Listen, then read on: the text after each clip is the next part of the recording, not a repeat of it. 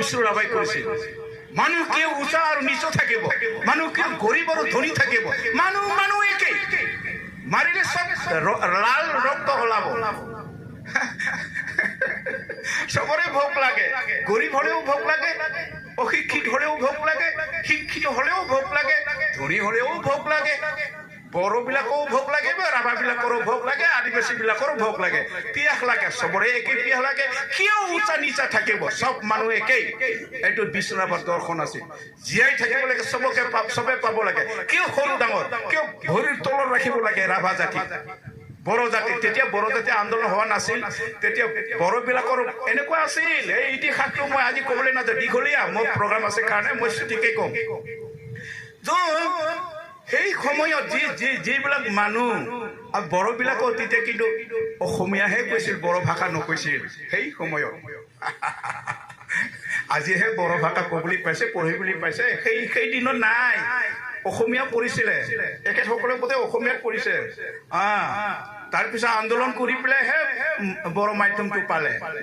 ঠিক তেনেকুৱা আন্দোলন কৰিব লগা হৈছে কিয় নিজৰ কাৰণে কিন্তু বিষ্ণু ৰাভাই আন্দোলন কৰিছিল মানুহৰ জীৱনৰ কাৰণে যে জাতি শ্ৰেণীহীন হ'ব লাগে কি বড়ো কি সান্তাল কি ৰাভা এইবোৰ থাকিব লাগে সব মানুহ সবৰে মানে ভোক লাগে সবৰে পিয়াহ লাগে সবৰে জাৰ লাগে ঠাণ্ডাৰ দিনত মানে গৰমৰ দিনত সবৰে গৰম লাগে এনেকুৱা গতিকে মানুহ শ্ৰেণীহীন সমাজৰ প্ৰতি তেওঁৰ দায়িত্ববোধ যিটো চিন্তাধাৰা মানৱ জাতিৰ কাৰণে যিটো চিন্তা যিটো ভাৱনা তেওঁৰ আছিল সেইটো অতি গধুৰ আছিল আৰু খুব উচ্চ পৰ্যায়ৰ আছিল খুব মানে উচ্চ পৰ্যায়ৰ চিন্তা তেওঁ কৰিছিল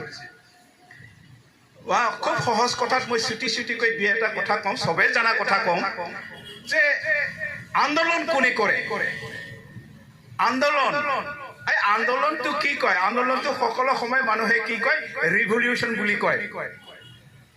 আন্দোলন মানে আন্দোলন কৰে আমি বড়ো বিলাকেও আন্দোলন কৰিছো আদিবাসী বিলাকেও আন্দোলন কৰে ৰাভা বিলাকেও আন্দোলন কৰে অসমীয়া বিলাকেও আন্দোলন কৰে মানুহ জাতিটো আন্দোলন কৰে নিজৰ জাতিৰ কাৰণে বড়ো বিলাকেও আন্দোলন কৰিছে ডু অৰ ডাই আন্দোলন কৰিছে নিজৰ জাতিটো জীয়াই ৰাখিবৰ কাৰণে এতিয়া আন্দোলন কৰিছে অসমৰ মুছলমান বিলাকে যে সবকে মুছলমান মাত্ৰই বিদেশী বুলি কয় অমুক তমুক এইটো কয় গতিকে এইটোৰ বিৰুদ্ধে নিজৰ কাৰণেহে আন্দোলন কৰে কিন্তু বিষ্ণু ৰাভা নিজৰ কাৰণে কৰা নাই বিষ্ণু ৰাভা 2500 বিঘা 2500 বিঘা মাটি থকা মানুহ বাংলাদেশ তেতিয়া ভাৰতবৰ্ষ আছিল বাংলাদেশ নাছিল পাকিস্তানো নাছিল সেই বাংলাদেশৰ ঢাকাত তেওঁৰ দেউতাকে সুবেদাৰৰ চাকৰি কৰিছিল তেতিয়া ব্ৰিটিছ চৰকাৰৰ পৰা আৰম্ভ কৰি ভাৰত স্বাধীন হোৱালৈকে তেওঁ চাকৰিতে আছিল তেওঁৰ দেউতা আৰু বিষ্ণু ৰাভা পঢ়া শুনা কৰিছিল আৰু যেতিয়া মানে ভাল কলেজত এডমিশ্যন ল'বলৈ যায় কটন কলেজ আমাৰ অসমৰ বেলেগৰ নহয় বা আসামনি কটন কলেজত যখন এডমিশ্যন লয় তেতিয়া বিষ্ণু ৰাভা এনেকে বহিবলৈ দিয়া নাছিল ল'ৰাবিলাকে ছাত্ৰবিলাকেই বহিবলৈ দিয়া নাছিল কাৰণ ৰাভা মানুহ বুলি কয় ৰাভা মানুহ চকুটোতো সৰু হয় গাহৰি খোৱা চকু না চুয়াৰ খাওয়া চকু ওই জন্য চকুটা এৰকম ছোট তো এই ছোট দেখা টাইপে এনেকুৱা ৰাভা মানুহ এইটো ৰাভা মানুহ নিচ্ছ অৱস্থা চিন্তা কৰিছিল নিচ্ছ শ্ৰেণীৰ মানুহ বুলি ভাবিছিল তলৰ শ্ৰেণীৰ যেনে মুচি মেথৰতকৈ তলৰ মানুহ ৰাভাবিলাক এনেকুৱা ভাৱনা চিন্তা কৰিছিল মানুহবিলাকে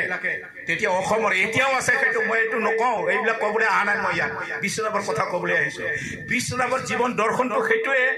যে কটন কলেজৰ বহিলেও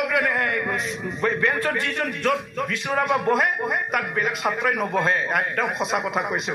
বিষ্ণু ৰাভা স্বয়ং বিষ্ণু ৰাভাই মোক কৈছে এই কথাটো আৰু স্বয়ং এজন আছে মেদিনী মোহন চৌধুৰী বড়ো মানুহ মেদিনী মোহন চৌধুৰী বড়ো মানুহ হয় তেওঁ ডিৰেক্টৰ হৈ ৰিটায়াৰ পাইছে তেওঁ চৌধুৰী হোৱাৰ কাৰণে অসমীয়া বুলি মই ভাবিছিলোঁ মেদিনী মোহন চৌধুৰী বহুতে জানে আপোনালোকে নিশ্চয় জানে নামটো শুনিছে এই মেদিনী মোহন চৌধুৰী অসমীয়া নহয় মানে বেলেগ জাতি নহয় এইটো বড়ো মানুহ হয় তাৰপিছত এদিন কথাই ক'লে আপুনি চৌধুৰী লিখে মই ভুলতে চৌধুৰী লিখি পেলাইছোঁ তেতিয়া মানুহবিলাকে মোক ঘিণ কৰে বড়ো বুলি পেলাই ঘিণ কৰে কটনত এডমিশ্যন ল'লেও মানে আমাক এই বিশ্বনাথ নিচিনা ব্যৱহাৰ কৰিছে আৰু সেইকাৰণে মেদিনী মোহন চৌধুৰীৰ দেউতাকে ক'লে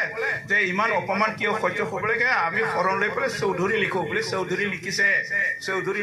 মানে বিশ্বনাথতো ৰাভাই লিখিলে কিন্তু মেদিনী মোহন চৌধুৰী বহুত জুনিয়ৰ তথাপিও সেই মানে চৌধুৰী লিখিলে তেওঁ নিজে কোৱা কথা একদম মানে মেদিনী মোহন চৌধুৰীৰ মুখৰ পৰা মানে পলোৱা যে বিষ্ণু ৰাভাৰ জীৱন দৰ্শনটোৰ বিষয়ে মানে আমি চিন্তা কৰিব লাগে আৰু পালন কৰিব লাগে তেওঁ যেনেকৈ জীৱন যাপন কৰি গ'ল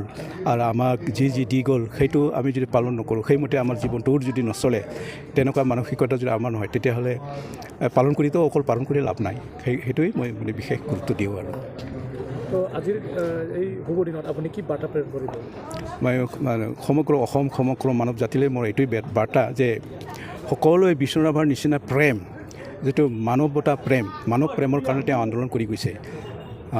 আৰু তেনেকুৱা আমিও যেন পৰস্পৰৰ মাজত মিলা প্ৰীতি যিকোনো ৰাজনীতিৰ কথা কোৱা নাই মই যিকোনো মানে মানুহ হিচাপে মানুহৰ প্ৰতি প্ৰেম থাকিলে মানৱ জাতি বিশ্ব জীয়াই থাকিব নহ'লে কিন্তু ধ্বংস হ'ব